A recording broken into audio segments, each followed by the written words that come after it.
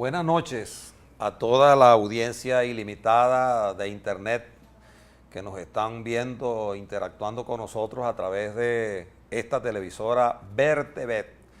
Esta es la alternativa que nos queda en Venezuela frente a la crisis comunicacional que hay y a la hegemonía comunicacional que ha instalado el gobierno nacional para tratar de ocultar una realidad que existe, que es que cada día, como decía alguien, vamos de mal en peor.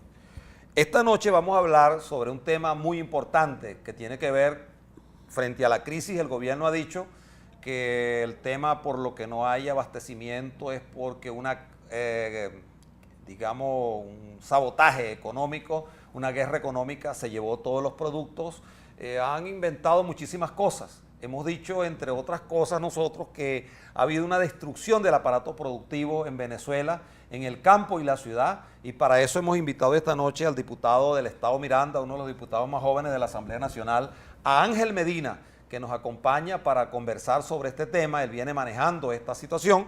Y también quisiéramos hablar, Ángel, antes de entrar al tema de esta noche, que es para lo que hemos ofrecido este programa, que nos comentes algo que está pasando en Miranda, porque hemos visto a Nicolás Maduro en las últimas horas con los demonios desatados diciendo que a Enrique hay que quitarle los reales y entregárselo a Elías Agua.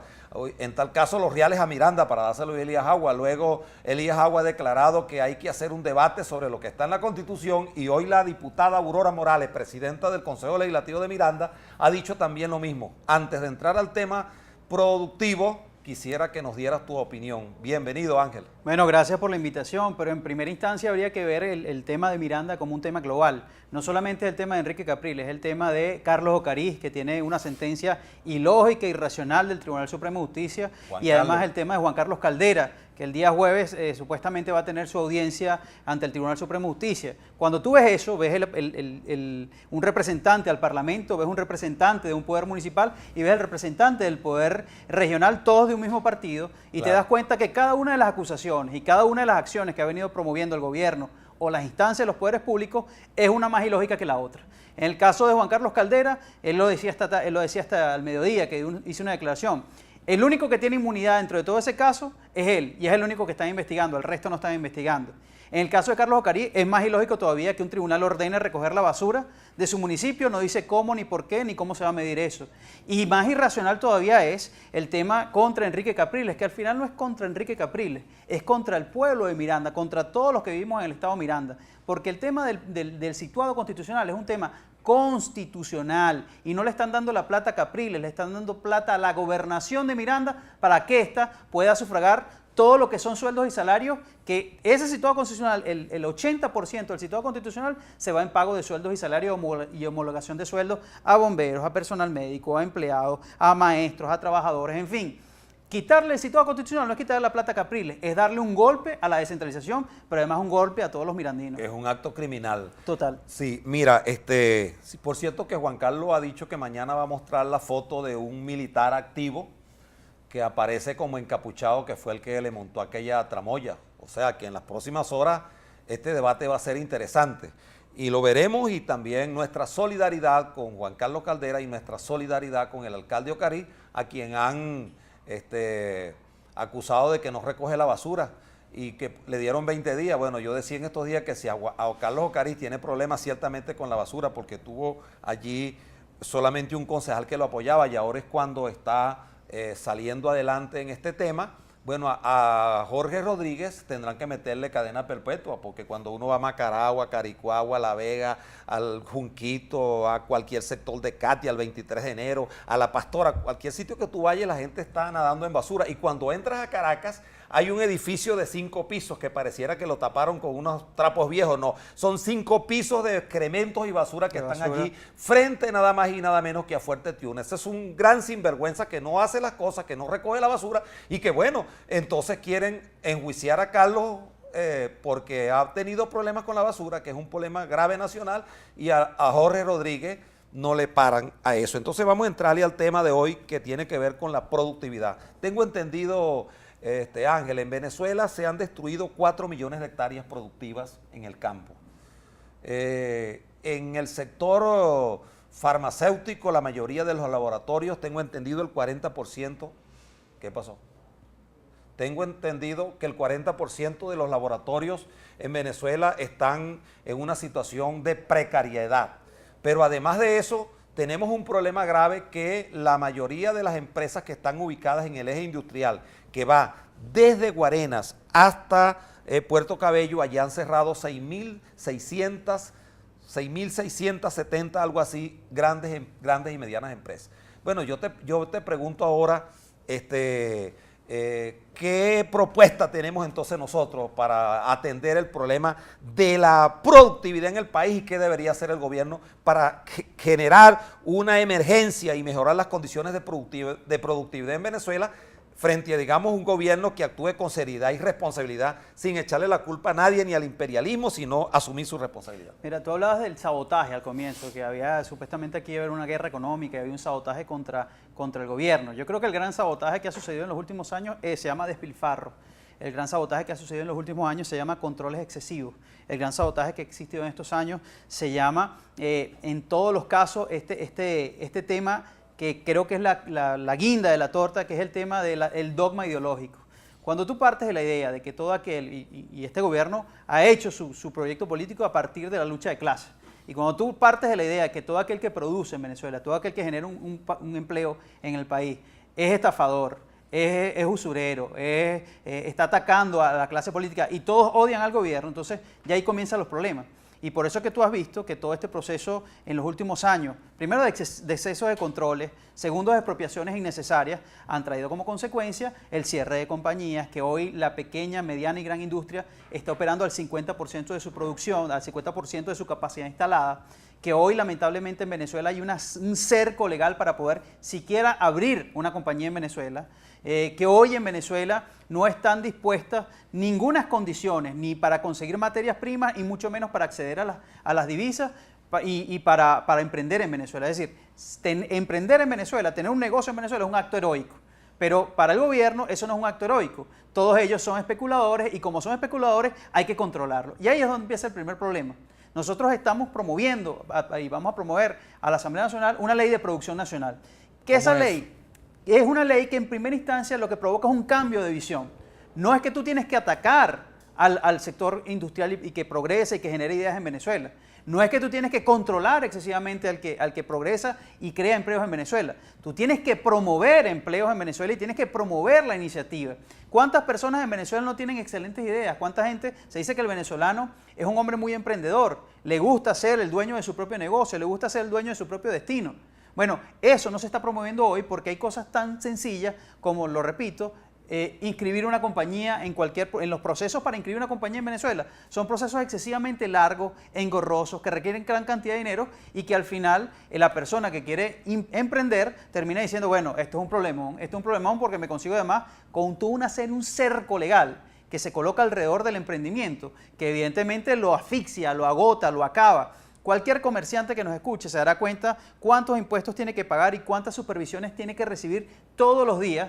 Y a pesar de, y más allá, sobre todo las supervisiones, viene el tema de que tiene que jugar en una lotería que se llama SICAD 1, SICAD 2 y todos los procesos para adquisición de divisas. Y SICAD choreo, porque el propio Giordani dijo que se habían robado ellos mismos más de 20.000 millones de dólares. Por supuesto. Que no son cochas de ajo, pues. No. Se dice que en este momento las reservas del país están por el orden de 18, 19.000 millones de dólares. Y estos señores se rasparon en un año 20.000 millones de dólares, que por cierto nosotros llevamos esa denuncia, Ángela, a la fiscalía, donde decíamos que el propio Mario Silva lo denunció, que Mario Silva hoy lo sustituyó Diosdado en un programa de puro chismes y de acusaciones que tiene.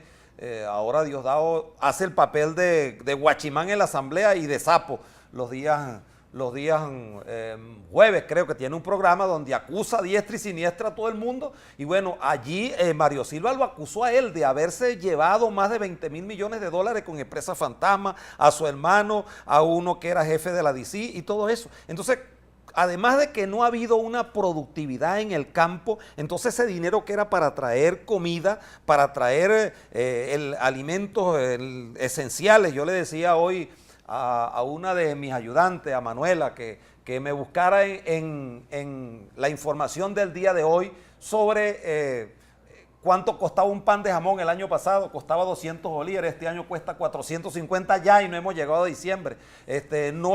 Hoy estaban quejándose los importadores que traen las cosas para Navidad porque no les han dado los reales. Bueno, pero si no hay reales para traer esa acetaminofén, que la gente ha estado muriéndose de chikungunya, entonces ¿qué puede esperar uno de este gobierno? De manera que de verdad que hay una crisis no solo porque se destruyó el aparato productivo, sino porque el dinero que era para la importación también se lo robaron. Incluso hemos tenido casos hasta de comida podrida que la han comprado con bajo vencimiento para hacer negocios. Entonces, Ángel, ¿cómo es esa ley que ustedes están planteando? Dime algunas cosas concretas que vamos a llevar, porque yo también te voy a acompañar en esa propuesta. Bueno, esa ley, por ejemplo, o ese proyecto de ley establece la creación de un fondo especial para la agroindustria en Venezuela, para promover materia prima, para promover instalaciones necesarias que permitan producir en Venezuela. Esa es una ley que no va a atacar las consecuencias de la producción, sino que va a atacar la producción en sí misma. Y va a estimular. Y va a fortalecer la producción. Hay una serie de artículos que buscan estimular la producción, como por ejemplo, darle todas las consideraciones necesarias, todos los procesos más fáciles a todo aquel venezolano que por primera vez quiera inscribir una empresa en Venezuela, quiera registrar una compañía en Venezuela. Ese venezolano tiene un privilegio porque está escribiendo por primera vez su compañía. Bueno, si luego quiere inscribir otras compañías o crear otras compañías, bueno, tendrá los procesos normales, pero para la primera vez tienes un proceso especial que te ayude a hacer las cosas más fáciles. Pero sobre todas las cosas, es una ley que establece el hecho en Venezuela, es una ley que promueve en todo su articulado la necesidad de producir más y mejor en Venezuela. Cuando tú produces más y mejor en Venezuela, quiere decir que tienes que crear condiciones. Estamos hablando de zonas especiales de producción, parques empresariales especiales para la construcción, todo lo que tiene que ver con incentivos fiscales para que tú puedas producir en Venezuela. En Venezuela hay zonas especiales que no han sido explotadas. Hay zonas especiales económicas que no han sido explotadas, no han sido desarrolladas, y con un plan de gobierno, un plan de ley que permita dar incentivos fiscales, promover todas las instalaciones y la infraestructura necesaria en materia de servicios, tú evidentemente puedes decir, vamos al encuentro. Pero sobre todas las cosas, es una ley que busca darle reglas claras al juego. Porque una de las cosas que tenemos hoy en Venezuela es que una cosa es la ley y otra cosa es la discrecionalidad con la que se manejan las cosas. Cuando tú ves que en Cadivi, o en lo que era antes Cadivi, se montaba un presidente de Cadivi, él tenía unas reglas. Venía otro presidente y tenía otras reglas. Cuando tú te vas al ministerio, al MILCO, el Ministerio de Comercio, de Industria, ellos tienen unas reglas un año y a los meses cambian las reglas. Y bajo reglas distintas, bajo efectivamente la discrecionalidad del funcionario, no puede funcionar nada. Ahora, reglas claras. Claro. Condiciones claras y evitar el cerco legal que impide la producción. Yo estoy totalmente de acuerdo contigo, Ángel. Además, hay una ley que se está planteando que ellos quieren llevar para controlar las compras. Voy a hablar de eso en los próximos días a través de este espacio, para controlar las compras por Internet. Pero el Estado habla de controlar y de controlar y de controlar. Sí. Y una sociedad que quiera desarrollarse, que quiera promover el desarrollo, tiene que hablar de estimular. Tiene que hablar de promocionar, de apoyar. Cualquier ley que nosotros promovamos tiene que tener ese contenido, pero además de eso, estas leyes van a servir para un cambio que tiene que venir, y yo creo que por eso hace falta una nueva mayoría en el Parlamento Nacional, con diputados que trabajen como tú, gente que tenga una visión de cambio, de progreso y de futuro, porque con una mayoría parlamentaria nosotros podemos hacer que las cosas entren en el carril correcto, porque además de poder tener un Tribunal Supremo que le sirva al país y no a los intereses de un presidente, de tener un CNE que le sirva al país y no a un presidente, de tener un fiscal o una fiscal que no sea como esta señora, que es una señora que hay que cambiarle el apellido y llamarla Yes Man. Yes Man, sí hombre, porque ella lo que dice sí hombre. Esa es la oficina jurídica de Miraflores. Y total, absolutamente alcahueta frente a los problemas gravísimos que el país está viviendo. No hay administración de justicia. Entonces, para que estas cosas puedan cambiarse, tiene que haber una mayoría parlamentaria. Y esta ley entonces tiene que tomarse, yo te diría, como una bandera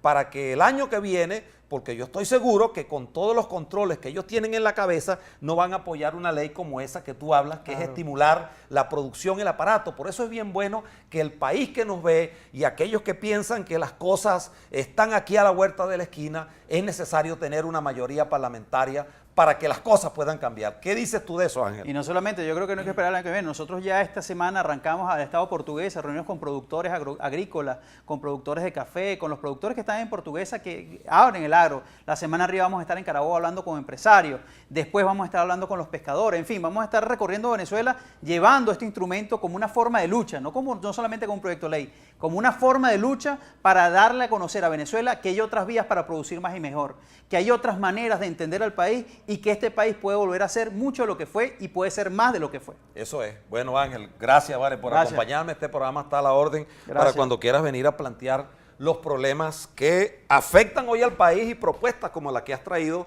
en el día de hoy para el programa Oído al Tambor en Ver TV.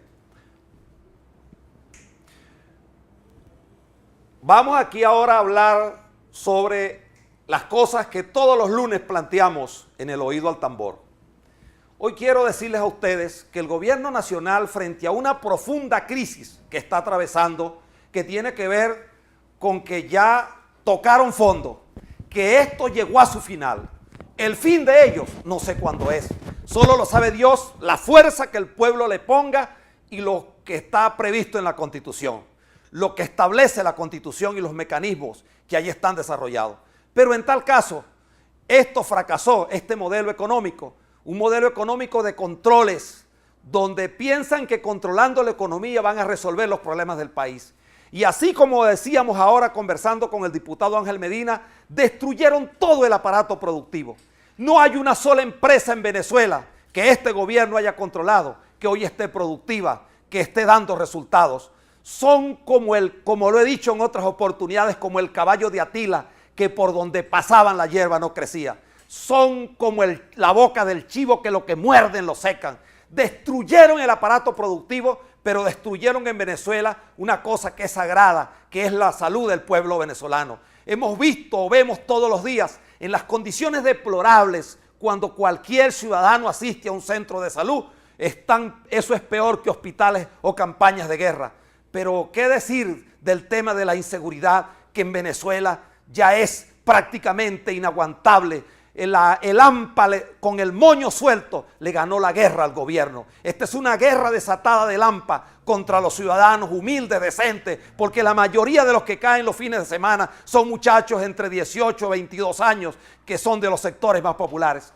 Pero además de eso, entonces no hay, porque la misión no hay y es la más exitosa de este gobierno. No hay harina pan, no hay aceite, no hay nada, porque no hay ni siquiera acetaminofén en una farmacia para atenderse el chikungunya. ¿Y qué ha hecho el gobierno en las últimas horas? Bueno, una persecución desatada. Piensa que metiendo preso a otro diputado, que después vendrán por allanarme la inmunidad parlamentaria, que abriendo juicios, que persiguiendo al alcalde Ocariz o persiguiendo a cualquier ciudadano que hoy levante la voz. Por cierto, por muy pocos espacios que quedan disponibles en la sociedad venezolana como este, pueden decirse las cosas.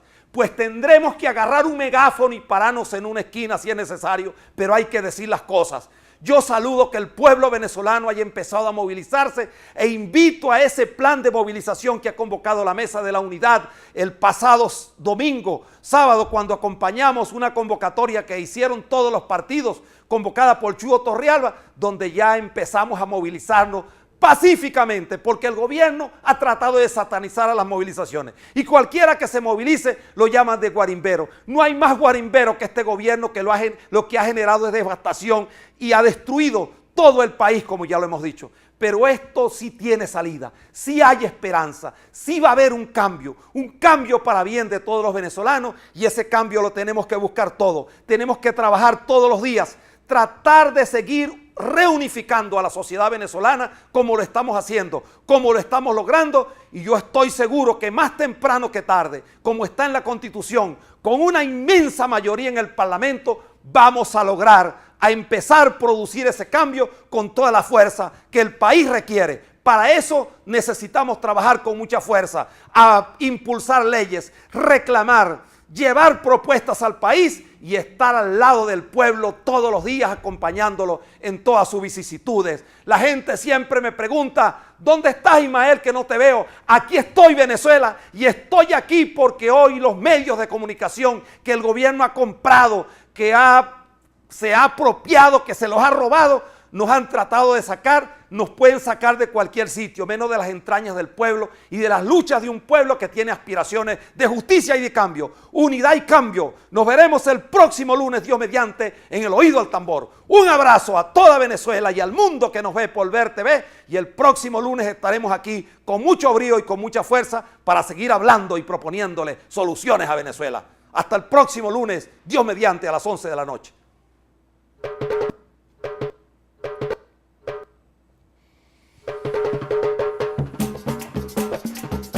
Ahí viene Ismael, oído al tambor.